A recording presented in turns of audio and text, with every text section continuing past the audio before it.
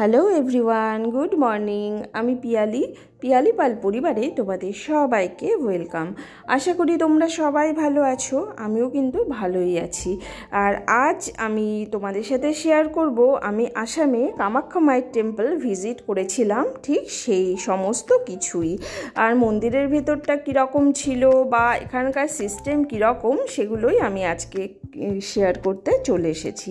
দেখো, মন্দিরতেও আমরা চলেও এলাম মন্দিরের সামনে। আর এখানে হচ্ছে এটা কিন্তু রাস্তার দুপাশে, যেরকম আমাদের এখানে তারাপীঠ বলো বা দক্ষিণেশ্বর, এরকম যেখানে মায়ের মন্দির রয়েছে, তো সেখানে যেরকম দুপাশটা থাকে সেভাবেই রয়েছে। আর এখান থেকেই কিন্তু আমাদেরকে পুজোর সমস্ত কিছু কিনে নিতে হবে। তো আমরাও একটু কিনে নিচ্ছিলাম, যে যেরকমটা দিতে চায় সেভাবেই কিন্তু তারা তাদের সমস্ত জিনিস এখান থেকে কিনে নিতে পারে। তো আমরা যা যা দিয়ে পুজো করব সেগুলো কিনে নিচ্ছিলাম। আর রাস্তাটা কিন্তু এরকম ছিল। আর একটা হচ্ছে যে আমরা আজকে হোটেল থেকে বেরিয়ে পড়েছি একেবারেই লাগেজ নিয়ে, সেটা তো প্রথমে আর বলা হলো না, তাই এখনই বললাম। লাগেজ নিয়ে বেরিয়ে আজ অন্য আরেকটা হোটেলে যেতে হবে, কারণ কালকে আমাদের আবার যাওয়া আছে হচ্ছে কাজিরাঙা ফরেস্ট। আর যার কারণে আমরা অনেকটা এগিয়ে যাব, ফরেস্টের কাছাকাছি একটা হোটেল বুকিং রয়েছে, তো সেখানে এবার আমরা কিন্তু ওপরে উঠছি। এখনও কিন্তু অনেকটাই উঠতে হবে, বললাম বেশ উঁচুতেই। আর আমরা তো অনেকটা নিচে ছিলাম, বেশ কিছুটাই মোটামুটি মাঝামাঝি চলে এলাম। আর এরপরেও দেখছি অনেকগুলো সিঁড়ি দেখা যাচ্ছে। আর দুপাশে এরকম তো জানোই যেরকম থাকে, যে মন্দিরের যাবার পথের দুপাশে এরকম ঠাকুরের ছবি বলো বা অনেক কিছুই থাকে, যেগুলো আমরা নিতেই পারি। আর আমরা অনেকে কিন্তু বাড়িতে সেরকম এই সমস্ত জিনিস নিয়েও আসি। আর এবারে দেখো, আরও অনেকটা উঁচুতেও চলে এলাম, কিন্তু এখনও আমরা মেন গেটের কাছে আসতে পারিনি, কারণ হচ্ছে যেহেতু বেশ দূরত্ব ছিল। হ্যাঁ, রাস্তা থেকে মেন মন্দিরের গেটটা কিন্তু অনেকটাই দূরে আছে। আর এবার আমরা বলতে পারো যে বেশ কাছাকাছিই চলে এসেছি। এই যে সেই গেটটা, এই গেটটাও দেখো কত সুন্দর সাজানো, তাই না? বেশ ভালো লাগে। আর এখান থেকে আমরা ঢুকেও গেলাম ভেতরে। এইবারে কিন্তু আমরা হচ্ছে মন্দিরটা দেখতেও পেলাম। আর মন্দিরের সামনেটা কীরকম ছিল দেখো, প্রচুর লোক এসেছিল সেদিনকে, আমরা যেদিন গিয়েছিলাম অনেক লোক ছিল। আর এখানে হচ্ছে পায়রা, এই যে নেটের ভেতরে না পায়রা রয়েছে, যারা মানসিক করে, যারা মানে এই পায়রা অনেকে আছে কি বলবো বলি দেয়, বা আবার অনেকে আছে উড়িয়ে দেয়। আমরা কিন্তু উড়িয়ে দিতেই দেখেছি অনেককেই। আর প্রচুর পায়রা ছিল, প্রচুর, মানে এতবার, এমনকি ওদের গায়ে হাত দিলেও না ওরা উড়ে পালাচ্ছিল না। ওখানেই ওরা জানে যে কেউ হয়তো ওদেরকে কোনো ক্ষতি করবে না, সে কারণে কিন্তু ওরা উড়ছিলও না, একইভাবেই বসেছিল। আমার ছেলেরা কিন্তু অনেকবার পায়রা ধরেছে। এইগুলো না, যেগুলো নেটে ছিল সেগুলো কিন্তু নয়, যেগুলো উড়িয়ে দিয়েছিল মন্দিরের একদম নিচের দিকে ওরা বসে বসে থাকে।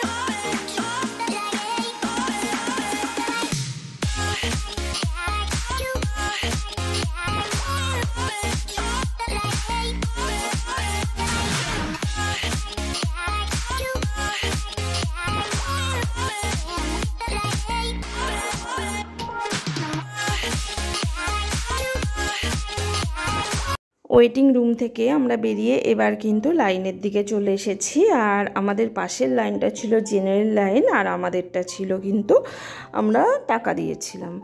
আর এবারে এখান থেকে বাইরেটা দেখাচ্ছি, যে এই যে না রুমগুলো দেখা যাচ্ছিল, এগুলো পুরোটাই এসি রুম ছিল, তাই গরমে কষ্ট একেবারেই হয়নি। কিন্তু যখন এই লাইনে চলে এলাম, এবারে কিন্তু গরমে কষ্ট হচ্ছে। আর অনেকটা টাইমই এই লাইনটা অনেকক্ষণ ছিল, কারণ হচ্ছে যেহেতু জায়গাটা কম, তাই না, এত একটা সরু জায়গা, দুটো রাস্তা, তার ভেতরে দুটো লাইন হয়েছে, আর কতজনকেই বা দেবে, ওরা তো সিস্টেমেটিক কিছু কিছু জনকে ছাড়বে, তো সেভাবেই চলছিল। আর তারপরে বাকিটা কি বলবো, একটু কষ্ট হয়েছিল, কিন্তু কিছু করার নেই, কষ্ট করে তো মায়ের দর্শন করতে হয়, তাহলে অনেক বেশি ফল পাওয়া যায়। আর আমাদের পুজো কিন্তু হয়েও গিয়েছিল। পুজোর পর আমার ফেসটা কীরকম ছিল দেখালাম। পুজোটা ভীষণ ভালো হয়েছিল, এত সুন্দর নিষ্ঠার সাথে ওনারা পুজো করিয়েছিলেন আমাদেরকে। আর ভেতরে যেহেতু ভিডিও পারমিশন ছিল না বলে আমি কিন্তু আর কিছু ভিডিও করিনি। আর বেরিয়ে আমার ফেসটা ঠিক এরকম ছিল, এত সিঁদুর দিতে হয়েছিল জানি না কেন। তারপরে কিন্তু আমরা এখানে আরতি করতে চলে এসেছি। আর যেহেতু তো ভেতরে এই সমস্তগুলো করা যায় না। আর আরতির পর তারপরে কিন্তু আমরা বাইরেও বেরিয়ে যাব। বেরিয়ে গিয়ে আমরা খেয়েছিলাম, বিকেল হয়ে গিয়েছিল, তবুও কি বলবো, লাঞ্চই বলা যায়, তো সেটা করেছিলাম। আর তারপরে সোজা পৌঁছে গিয়েছিলাম আর একটা অন্য হোটেলে। আর কালকে আমরা যাব হলো, বললামই একটু আগে যে কাজিরাঙা ফরেস্টে সাফারি রয়েছে। তো আজকের দিনটা আমরা আসামে স্টে করব। কাজিরাঙা ফরেস্টের সাফারি হয়ে যাবার পর আমরা কিন্তু অরুণাচলে চলে যাব। আর মুখে কিছুই বললাম না, অনেক ভয়েস হয়ে গেল। টাটা বাই, সবাই ভালো থেকো।